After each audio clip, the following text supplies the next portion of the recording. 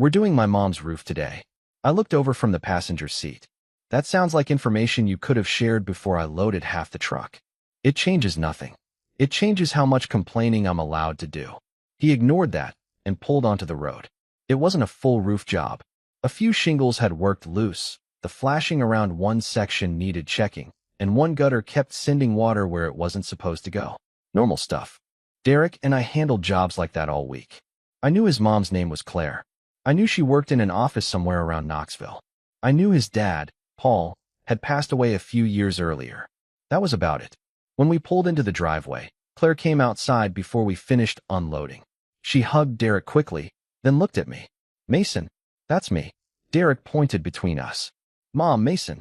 "Mason, my mother, Claire." She gave me a small smile and held out her hand. "And no, ma'am. Claire works fine." I shook her hand. "I'll try. No promises if you start grading my work." Her smile got wider. "I'll wait until you're off the ladder." That was my first real impression of her. Not her hair, not what she was wearing, not anything dramatic. She was easy. Easy eye contact. Easy humor. No awkward effort to make conversation. She talked to me the same way she talked to Derek, which I liked immediately. We got to work. By 9, the Tennessee sun was already heating the shingles enough that I could feel it through my jeans whenever I shifted position. Derek worked the gutter while I checked the flashing and replaced the loose shingles. Claire came outside with cold bottles of water. "You two planning to come down eventually?" Derek called from the ladder. "Depends. You paying overtime?"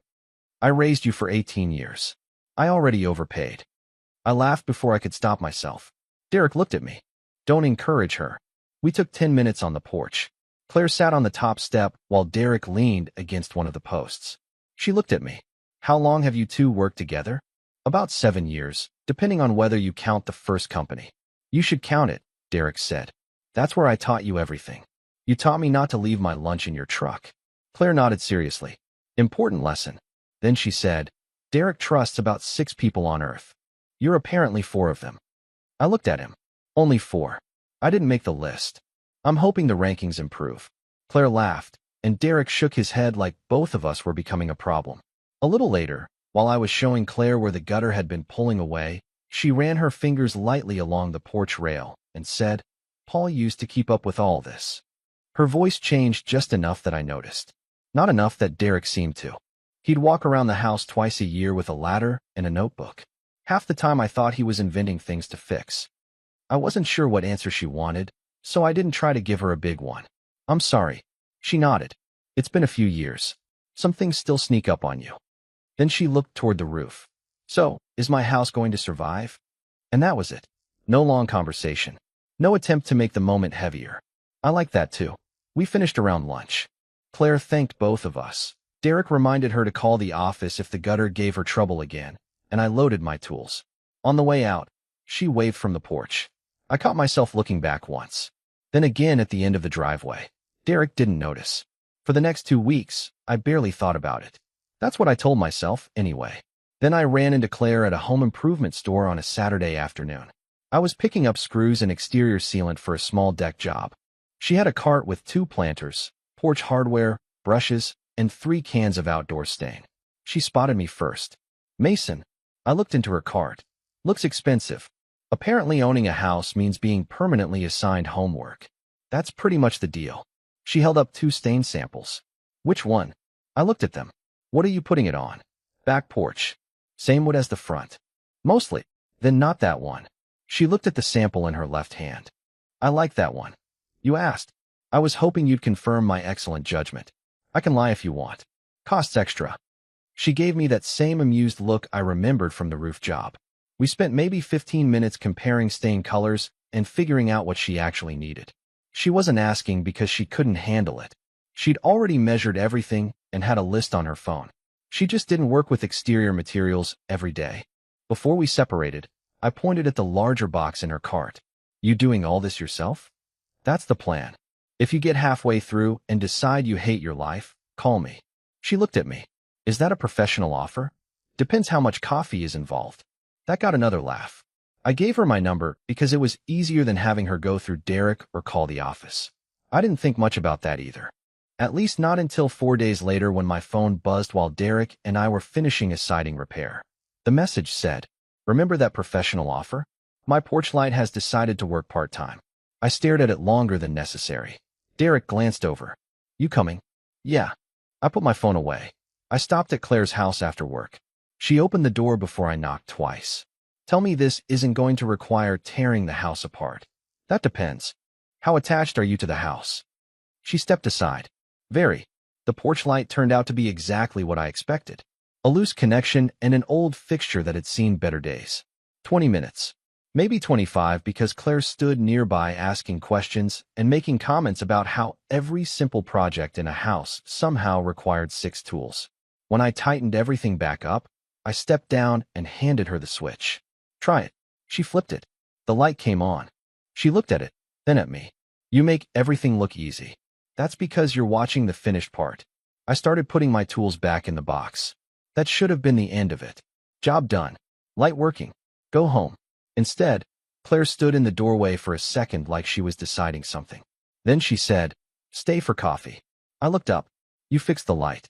I can at least give you something better than gas station coffee." I should probably say I hesitated. I didn't. Okay. Her kitchen was bright, clean, and bigger than mine by a lot.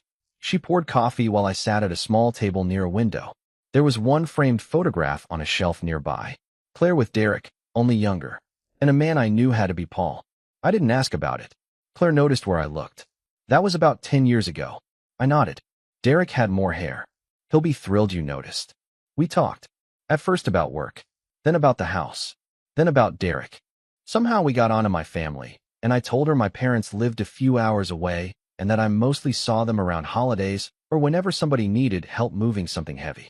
She asked if I liked living alone. "Most days." "That sounds convincing." "It's simple. Simple good. Usually." She leaned back with her coffee. "This house used to feel busy all the time. Derek coming in and out. Paul doing something in the garage. Somebody calling. Something needing done." She looked around the kitchen. "It's strange how a big house can start feeling smaller when there's only one person in it." I took a drink. "Sometimes one room is enough if you actually want to be there." She looked at me for a second. Not uncomfortable, just quieter. Then she told me Paul had passed away suddenly. She didn't give me every detail, and I didn't ask for them. "For a while everyone checked on me," she said. "Then eventually everybody decided I was okay because I kept showing up." I understood that more than I expected. Showing up and being okay aren't always the same thing.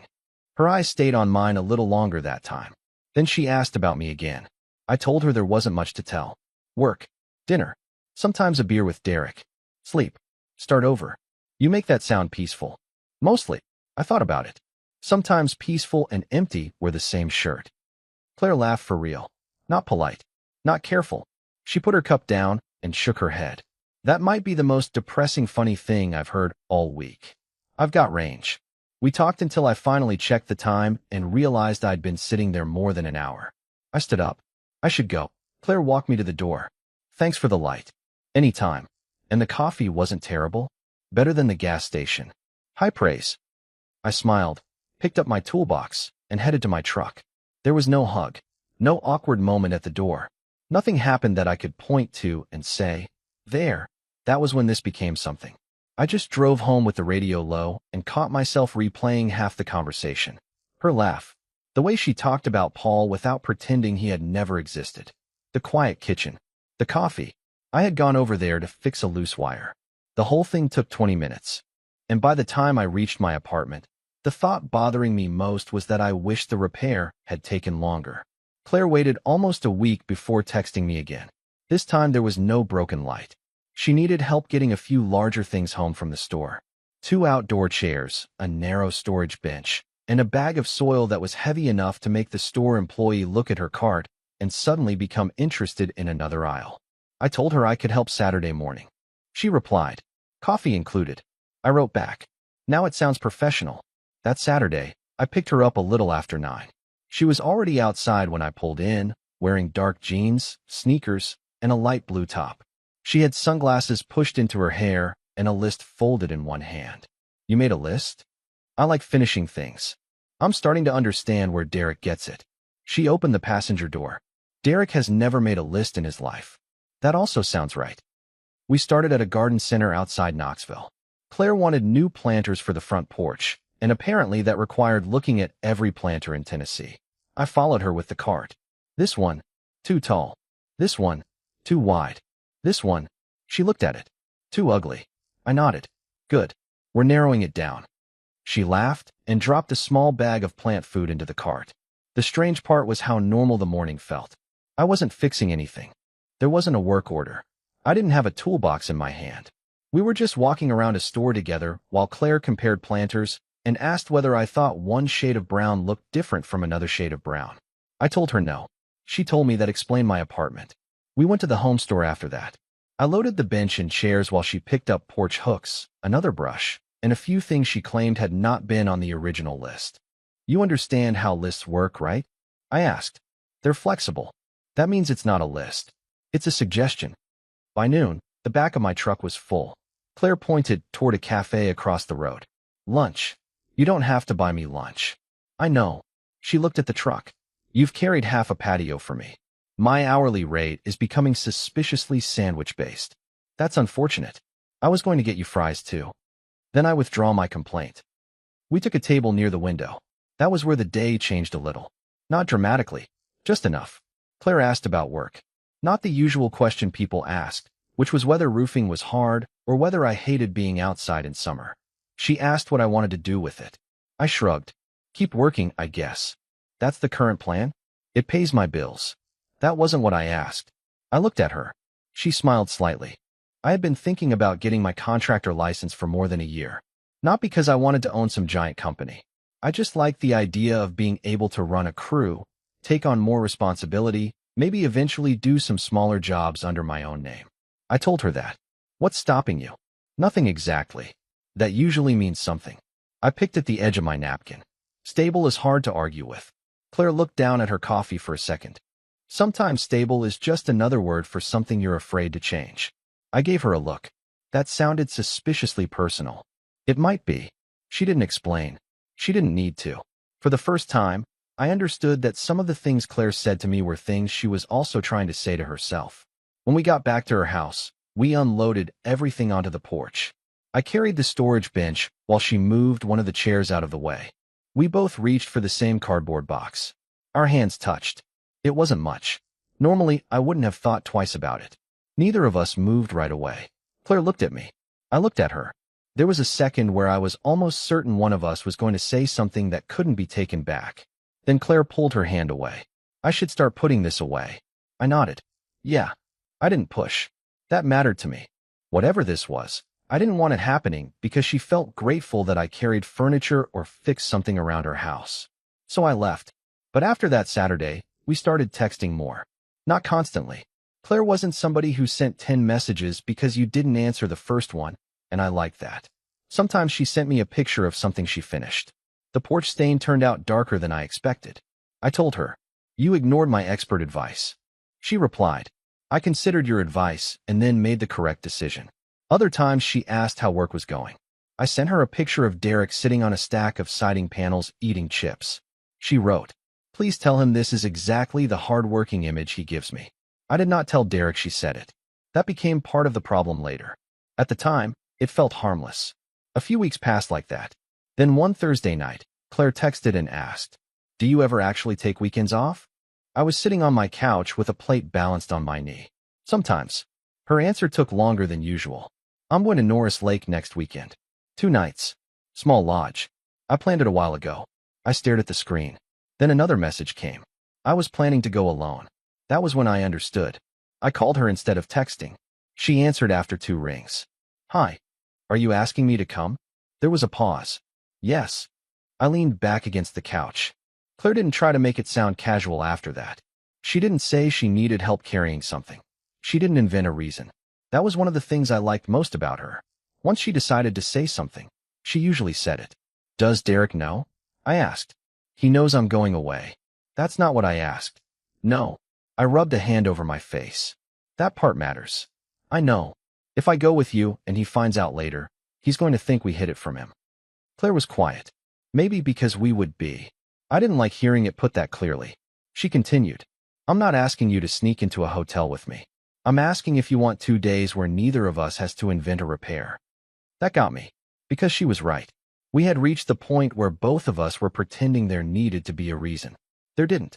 I wanted to see her. She wanted to see me. The reason was already there. I'd want separate rooms, I said. I already checked. They have too. And no pretending we don't know what this is. Claire took a breath. I'm not sure I know what it is. Then we figure that out honestly. She agreed. And before I tell you what I decided, write in the comments. Would you take the trip, tell your friend first, say no because it's his mom, or go and figure out your feelings before making it everyone else's business? I went. I drove, and Claire rode with me. Derek thought she was going alone. That bothered me more once we were actually on the road. Claire must have noticed because halfway there she said, "You're quiet." "I'm driving." "You've been driving for an hour." I looked over. I don't like lying to him. Neither do I. We're still doing it. I know. There wasn't a good answer after that. The lodge was small and clean, with a restaurant facing the water and a few walking trails nearby. We checked into separate rooms. Mine was on the second floor. Claire's was down the hall. We met again an hour later on the restaurant patio. She looked different there. More relaxed. Not somebody's mother. Not the woman standing in her kitchen remembering what the house used to sound like. Just Claire. She took one look at me and said, "I almost canceled." "Why?" "Because this stopped feeling harmless." I sat across from her. "I think it stopped being harmless before the porch light." She smiled, but only for a second. Then she looked toward the lake. "This is the first time since Paul passed that I've deliberately gone somewhere with a man." I didn't know what to say, so I waited. It feels like stepping through a door I spent 3 years pretending wasn't there. I kept my voice low. "You don't owe me a clean past." She turned back to me. That landed harder than I expected. Claire didn't say anything for several seconds. Then she reached across the table and touched my hand. Just once. The next morning, we got breakfast, walked through a little craft market nearby, and spent almost an hour in a bookstore because Claire apparently lost all sense of time around mystery novels. I learned she hated coffee that was too sweet. She learned I hated being late. She beat me twice at cards after lunch and became far too pleased about it. "You're enjoying this too much." "I enjoy winning." "You're a terrible person." "You came willingly." Later we took one of the lakeside trails. Nothing dramatic happened. That was the point. We walked. We talked. We stopped near an overlook where the water was bright under the afternoon sun. Claire stood beside me for a while. Then she said, "This would be easier if I didn't like you." I looked at her. "It would be easier if I didn't like you either." She turned toward me. "Do you?" "You know I do." Claire reached for my hand first.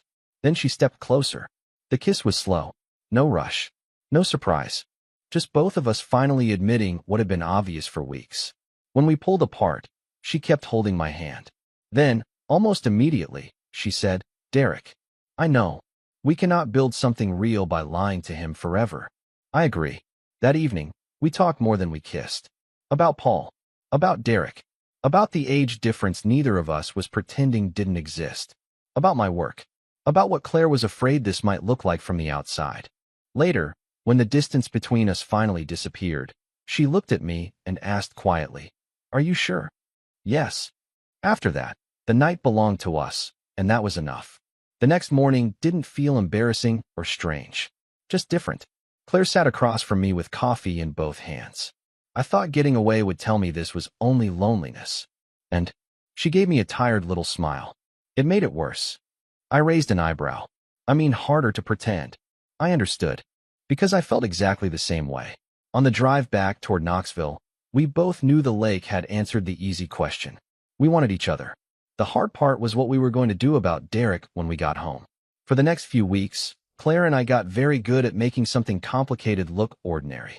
That was probably our biggest mistake. We didn't disappear for secret weekends. We didn't start acting reckless. Most of the time, we did things that would have looked boring to anybody else. She came to my apartment for dinner one Tuesday. I made chicken, potatoes, and enough vegetables to prove I was technically an adult. Claire looked around while I finished cooking. "This is cleaner than I expected." That sounds insulting. It was meant as encouragement. "You raised Derek. Your standards have been damaged." She laughed and opened one of my kitchen cabinets. Inside were 3 plates, 4 coffee mugs, and more travel cups than any one person needed. This explains a lot. "What? You live like somebody who expects to leave again in the morning." I looked around. She wasn't wrong. My apartment worked fine. Couch, television, small table, bed, clothes, tools I probably shouldn't have kept indoors, and a stack of mail I moved every time I needed the counter. Nothing was bad. Nothing really felt chosen either.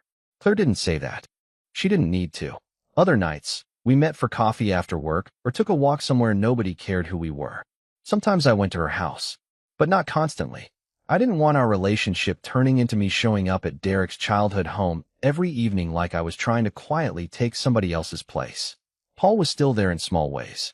A photograph in the living room. An old wooden organizer by the garage door. A coffee mug Claire kept even though the handle had a chip. She never acted embarrassed about those things around me. I was glad. One evening she caught me looking at the photograph I had noticed the first time we had coffee. "You can ask," she said. I wasn't trying to stare. "I know." She picked it up. Paul had his arm around her. Derek looked maybe 16. Claire smiled at the picture. He hated having his picture taken. "He looks like he's trying to escape." He probably was. Then she set it back exactly where it had been. That moment mattered to me. Not because I wanted to know everything about Paul. I didn't. I just needed to know Claire didn't think being with me required pretending the first half of her life had disappeared. At the same time, she started changing things around the house. New porch chairs. A different desk in the spare bedroom. Plants out front. She packed away a few things she admitted she had kept only because getting rid of them had felt wrong. Other things stayed. Her choice. That was the point. I was changing too. After the lake, Claire's comment about stability kept following me around. So I finally started looking seriously into contractor requirements. Licensing information. Business classes. Supervisor certifications. What I'd need if I eventually wanted to run a small crew instead of always being the second guy carrying materials. I bought a thick study book and left it on my kitchen table. Derek noticed it one morning when he came by before work. He picked it up. "What's this?"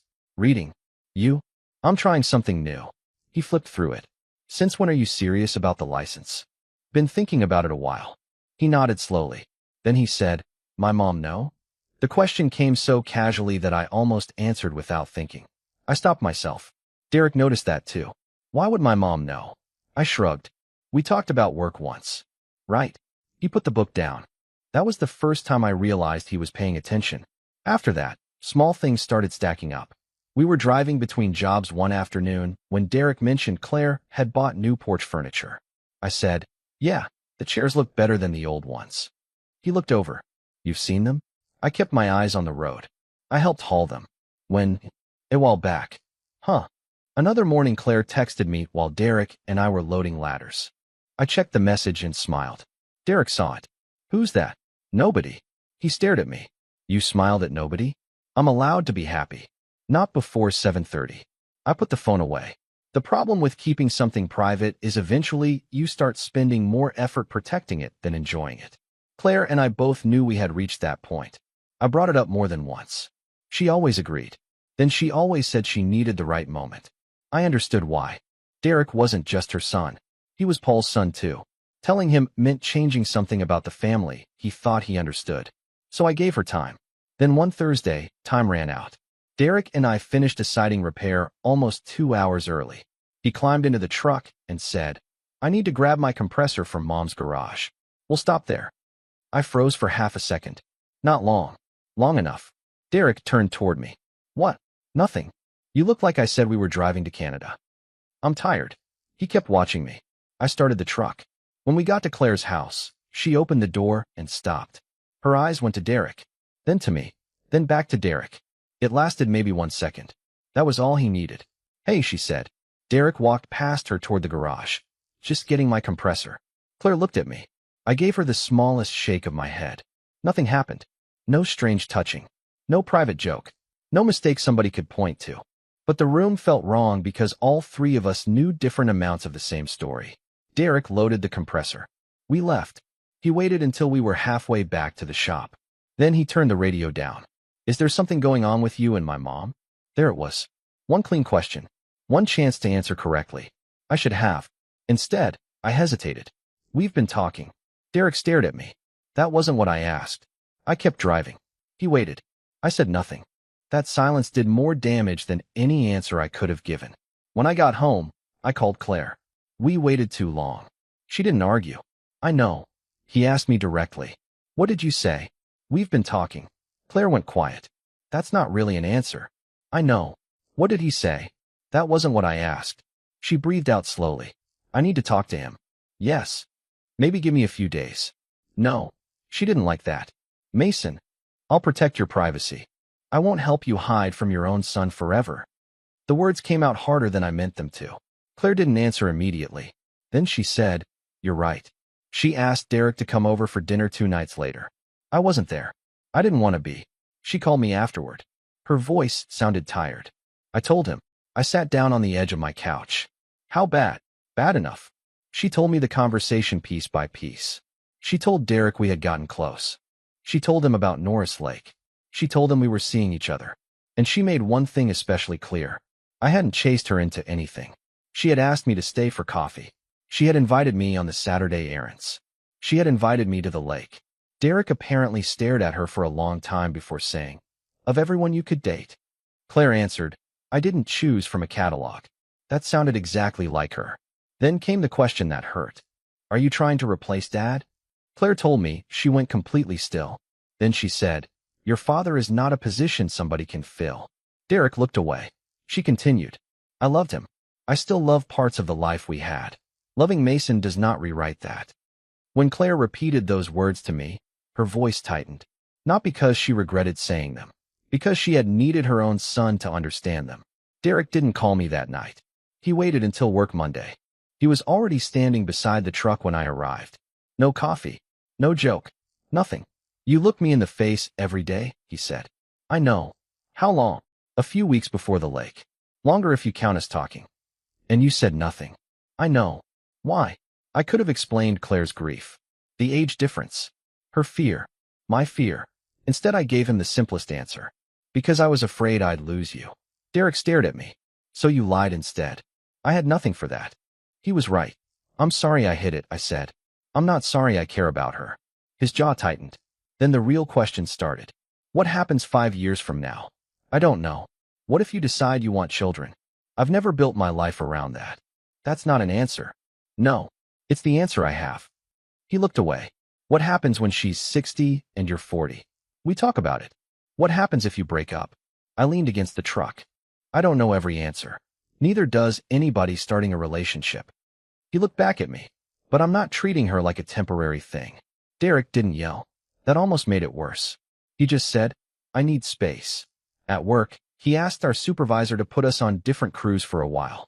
7 years working side by side. And suddenly, I was climbing into another truck with a guy who talked about college football for 40 minutes straight. That evening, Claire came over. She sat on my couch with both hands around a coffee mug. I knew this would cost you your friendship. Maybe temporarily. You don't know that. No. She looked down. Maybe we should stop. That made me angry. Not loud angry. Just tired of watching her try to solve everybody else's feelings before her own. If you want to leave me, say that. Claire looked up fast. I don't. Then don't make Derek's decision for him and mine at the same time. She stood and walked to the window. After a minute she said, I'm afraid one day you'll wake up and realize you gave something up. What? Younger life. Children. Someone at the same stage. I sat there for a second. Then I said, I'm not choosing between you and a person who doesn't exist. She turned around.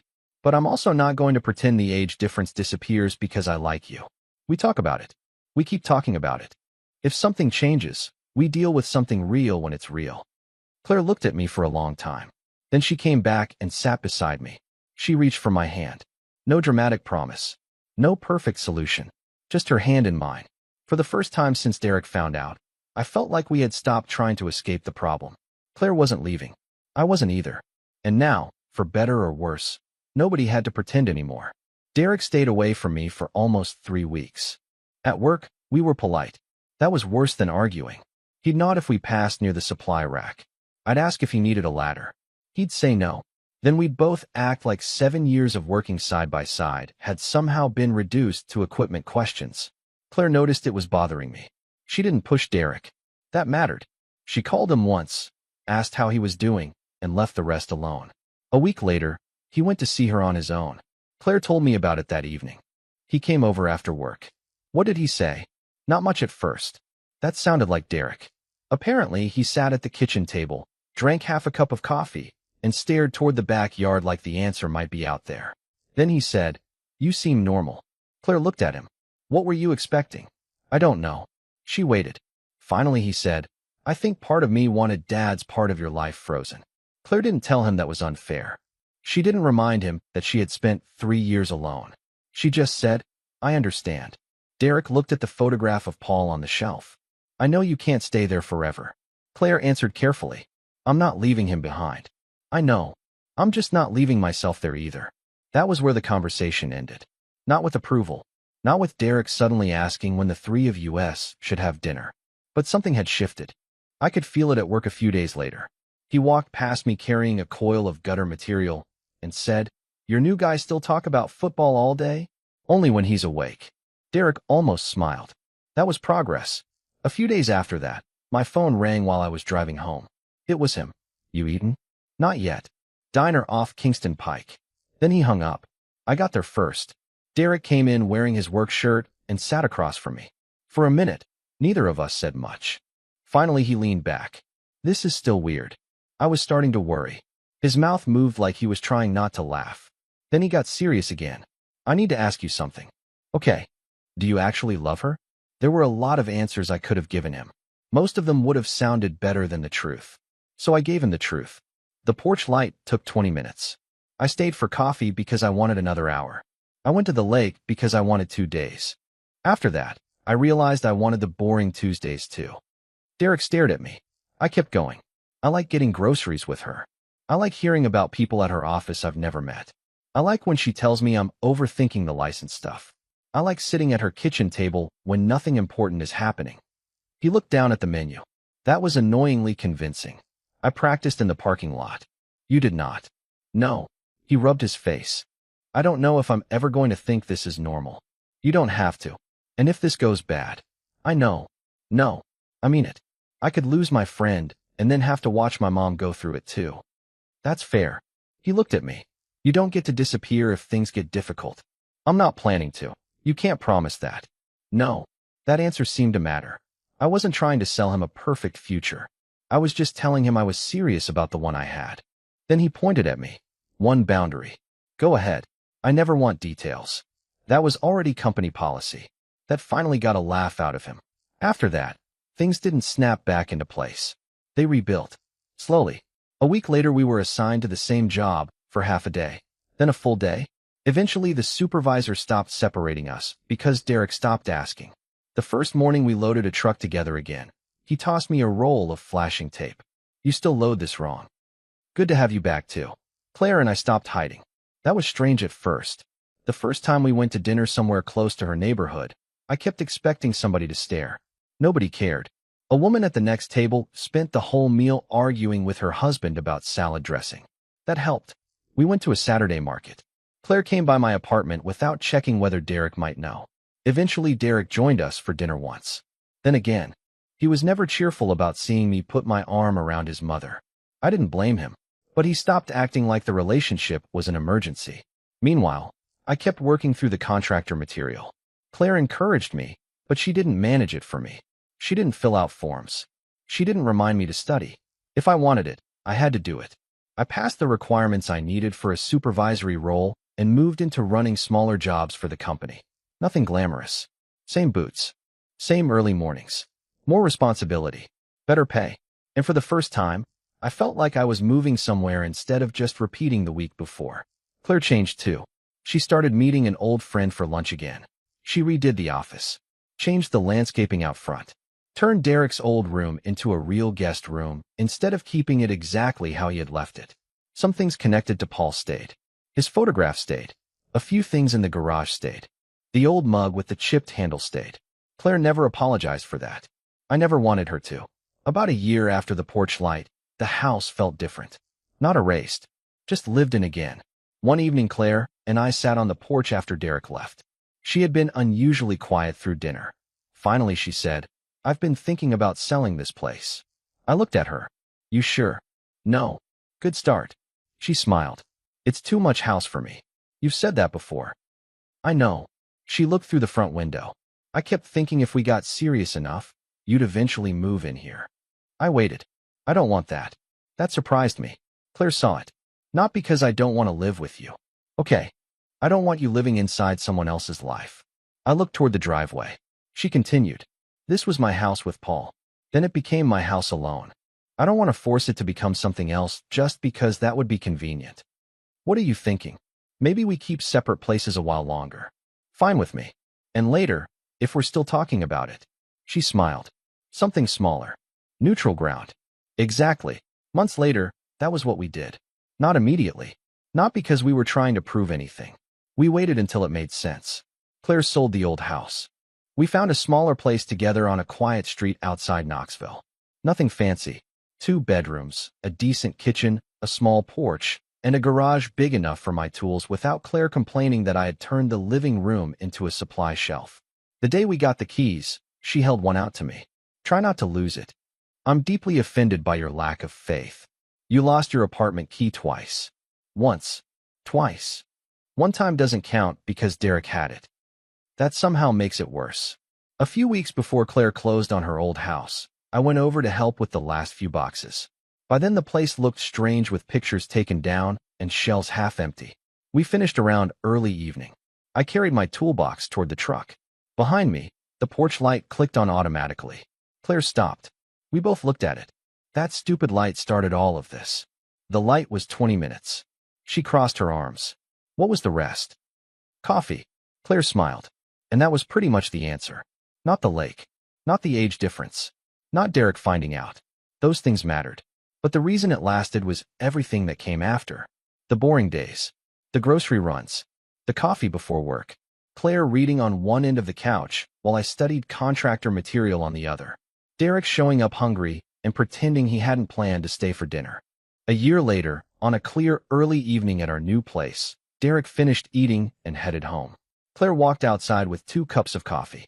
She handed me one and sat beside me on the porch. You know, she said, you could have just fixed the light and gone home. I looked at her. You could have let me. She smiled. I didn't want to. Neither did I. I went to Claire's house because a porch light had a loose wire. That part took 20 minutes. Everything important happened after I closed the toolbox. She asked me to stay for coffee, and somewhere between that first cup, the lake, Derek's anger, and all the ordinary days that came after, I stopped being the guy who came over to fix something. I became the man she wanted to stay.